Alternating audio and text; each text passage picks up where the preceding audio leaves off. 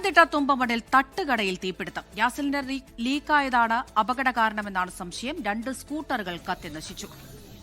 ഷിജോ കുര്യൻ വിവരങ്ങൾ നൽകും പത്തനംതിട്ടയിൽ നിന്ന്. ഷിജോ, എപ്പോഴാണ് തീപിടുത്തം ഉണ്ടായത്? എങ്ങനെ തീപിടിച്ചു എന്ന കാര്യത്തിൽ വ്യക്തതയുണ്ടോ? അമൃത, ഇന്ന് വൈകിട്ട് 7 മണിയോടുകൂടിയാണ് പത്തനംതിട്ട തുമ്പമണ്ണിൽ തട്ടുകടയ്ക്ക് തീപിടുത്തമുണ്ടായത്. ഈ തട്ടുകടയിൽ പ്രവർത്തിച്ചു വരുന്ന ഗ്യാസ് സിലിണ്ടറിന് ചോർച്ചയുണ്ടായതാണ് തീപിടുത്തത്തിന് കാരണമെന്നാണ് നമുക്ക് ഫയർഫോഴ്സിൽ നിന്ന് ലഭിക്കുന്ന വിവരം. ഈ തീപിടുത്തത്തെ തുടർന്ന് അവിടെ ഉണ്ടായിരുന്ന 2 ബൈക്കുകൾക്ക് തീപിടിക്കുകയും ഈ ബൈക്കുകൾ കത്തി നശിക്കുകയും ചെയ്തു. ആ കടയിലുണ്ടായിരുന്ന ആളുകൾ പെട്ടെന്ന് ഓടി മാറിയതിനാൽ മറ്റ് അനിഷ്ട സംഭവങ്ങൾ ഉണ്ടായില്ല. തുമ്പമണ്ണിൽ പ്രവർത്തിച്ചു വരുന്ന NSK തട്ടുകടയ്ക്കാണ് തീപിടുത്തമുണ്ടായത്. ഫയർഫോഴ്സ് എത്തുന്നതിന് മുൻപ് തന്നെ നാട്ടുകാർ ചേർന്ന് തീ നിയന്ത്രണ വിധേയമാക്കി.